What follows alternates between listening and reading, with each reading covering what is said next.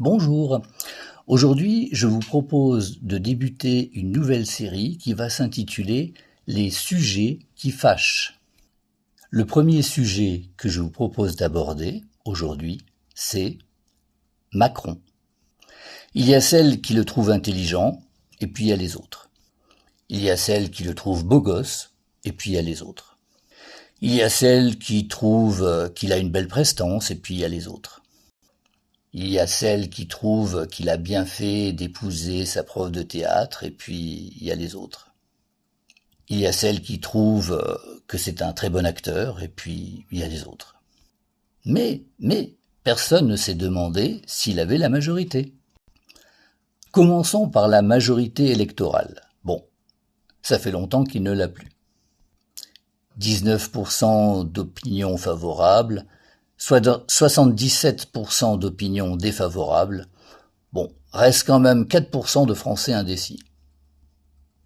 Remarquez, si demain il se représente, les Français sont capables de revoter pour lui rien que pour faire barrage à la connerie du FN. Mais faire barrage à une connerie avec une autre connerie, c'est pas très fut-fut. Pourquoi ne pas voter pour les tout petits, ceux qui ont d'habitude 1%, 2%, 3%? Qu'est-ce que vous risquez? Ça peut pas être pire. De toute façon, vous avez déjà assez donné de chance aux grands partis, comme on les appelle. Ça fait des décennies que vous votez pour eux et ça fait des décennies qu'ils vous roulent dans la farine. Qu'est-ce que vous risquez à changer? Après, si vraiment ça ne marche pas, il ne vous restera plus qu'à danser sur des tas de fumier plus haut que la tour Eiffel. Ou si vous préférez des vraies montagnes, propres, belles, et qui sentent bon le pognon, venez en Suisse. Ah non, mais vous inquiétez pas, il y a assez d'or qui dort, il y a assez de lingots d'or qui dorment dans les banques suisses pour faire vivre tous les Français correctement, hein, pas de souci. Surtout qu'en plus une partie de cet or vous appartient. Il a atterri là, on sait pas trop comment, des valises diplomatiques, paraît-il. Eh oui, chers Français, chères Françaises, venez reprendre votre or, votre argent. En Suisse, on appelle ça l'impôt à la source. Pourquoi n'y aurait-il que les États qui peuvent se servir dans vos poches? Allez vous aussi vous servir dans les poches de l'État, reprenez ce qui vous appartient. Aïe aïe aïe, voilà que je tiens un discours très subversif. Va-t-il passer la censure? N'empêche que s'il n'y a plus personne pour travailler en France, ils vont être bien embêtés. Vous imaginez? Plus de cuistot à l'Élysée. Brigitte obligée de remettre son tablier pour préparer les repas de son gosse. Plus de gardes du corps, plus de policiers autour du petit roitelet et de sa clique d'aristocrates qui sucent vos salaires à longueur de journée. Plus de trains, plus de péages, plus d'employés dans les administrations, dans les magasins, la France à l'arrêt. Bon, en réalité, elle l'est déjà. Ceux qui travaillent comme des dingues font du surplace. Ils ne parviennent même pas à mettre 5 € dans leur bas de laine troué. Et les autres, ceux qui n'ont plus de travail ou pas de travail, vont à reculons vers les abîmes de la déchéance. Comme je l'ai dit, bientôt, chers Français, chères Françaises, vous allez danser sur des tas de fumier plus haut que la tour Eiffel. Vous trouvez ça normal? Plutôt que de poster partout sur les réseaux sociaux des vidéos où vous voulez montrer que tout va bien, postez des vidéos qui racontent la misère de certains de vos voisins. Je vous assure, il n'y a pas besoin d'aller très loin. Même en Suisse, où j'habite depuis 27 ans, la misère est là, cachée dans des appartements soi-disant protégés. Protégés de quoi? De la vue du public. Aujourd'hui, nous avons des outils très faciles à utiliser pour exposer cette misère de beaucoup de nos concitoyens et concitoyennes. Ne fermons pas les yeux sur ce qui est inacceptable, s'il vous plaît. Montrons les fruits de plusieurs décennies de gestion lamentable du pays. Depuis 1970, le niveau de richesse de la France n'a cessé de reculer. 4e mondial en 1970 pour le PIB, 7e aujourd'hui. Pire, pour le PIB par habitant, qui est beaucoup plus révélateur puisqu'il exprime la richesse par habitant, la France est passée du top 15 à la 24e place. pour vous donner une idée, chers Français, chères Françaises, voici le classement des pays qui sont juste à côté de chez vous. Luxembourg, 1er. Suisse, 3e. Danemark, 8e. Pays-Bas, 9e. Allemagne, 16e. Belgique, 17e. Royaume-Uni, 18e. La France, 24e. Comme on dit, courage, fuyez. Mais je m'égare. Forcément, c'est un sujet qui fâche. Eh oui, on l'avait oublié celui-là. C'est d'ailleurs la particularité d'un sujet qui fâche. C'est qu'il fâche tout le monde sans que personne ne sache pourquoi, au final, on s'est fâché. D'ailleurs, je tiens à préciser que tout ce qui a été dit jusqu'ici dans cette vidéo n'est qu'un exemple de propos sur un sujet qui fâche. Bien entendu, je me distance totalement de mes propos qui ne sont que des exemples pour illustrer ma démonstration. Je prends toutes les précautions nécessaires car les temps sont durs pour la liberté d'expression.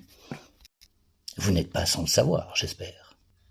D'ailleurs, voilà un autre sujet qui fâche que je pourrais aborder dans une prochaine vidéo, si vous le souhaitez. Mais le sujet qui fâche de la présente vidéo est Macron. Revenons donc à notre sujet. Je disais donc que personne ne s'était demandé s'il avait la majorité. On a vu que du côté électoral, ce n'est plus le cas. Et du point de vue de la maturité. Bon, c'est sûr, maintenant, Manu a plus de 18 ans. Mais ça n'a pas toujours été le cas. Mais passons sur le passé. Comme disent les bons républicains, faisons table rase du passé. Aujourd'hui, nous sommes le 4 juillet 2026 et Manu fête ses 48 ans. Eh oui, c'est son anniversaire. Bon anniversaire Manu! Tu vois Manu, je veux dire, on pense à toi nous. Même les Français exilés en Suisse depuis 27 ans. On ne t'oublie pas Manu. Mais toi Manu, Toi Manu, c'est quand la dernière fois que tu as souhaité un bon anniversaire aux Français? C'est quand la dernière fois que tu leur as offert un cadeau et un bon gâteau? Poser la question, c'est y répondre, non? Sans compter que tu ne les as jamais invités au resto, même pas simplement au McDo. Pourtant, tu les aimes bien, les Américains. Tu aimes bien leur donner l'argent des Français. Pour une fois, tu pourrais donner l'argent des Français aux Américains en faisant plaisir aux Français. Invite-les au McDo. Non, mais toi, au contraire, tu voles dans leur porte-monnaie pour te payer des festins de rois dans le Versailles des rois. Toi, le républicain. Manu, n'as-tu pas honte de te comporter comme le roi de France, toi qui ne crois même pas en la destinée divine? Bon, mais enfant, je suis sûr qu'on se serait bien entendu à jouer ensemble, petit soldat. Je suis sûr que tu es un fin stratège et que, comme un gros bêta, j'aurais envoyé tous mes soldats au centre sans voir tes archers et ta cavalerie embusqués dans la forêt. Idem aux échecs. Je sais pas si tu joues aux échecs, Manu, mais je ferais bien une partie avec toi si tu m'invites un jour à l'Élysée. Bon, pas pour me passer les menottes à l'aéroport comme tu as fait avec le patron de Telegram, Pavel Durov, devant sa femme enceinte en plus. Inviter pour un dîner à l'Élysée une personnalité mondialement connue comme Pavel Durov. Telegram, c'est quand même 1 milliard d'utilisateurs par mois dans le monde. Pour lui passer les menottes devant sa femme enceinte, c'est pas très fair-play ça quand même Manu. Alors là, l'hospitalité française en a pris un coup, et un sacré. 1 milliard de terriens mis au courant de ta fourberie, Manu. Je sais pas si tu te rends compte de la gaffe que tu as faite. Quand tu en auras fini avec la présidence de la France, tu penses qu'il y a encore quelqu'un dans le monde qui voudra bien te donner l'hospitalité? Tu vas l'emmener où, ta Brigitte, si partout tu n'es plus le bienvenu? Rien qu'en France, Manu, tu y as pensé. 8 Français sur 10 te détestent maintenant. 8 personnes sur 10 que tu croiseras dans la rue te dévisageront avec un regard mauvais. Tu as pensé à ça, Manu?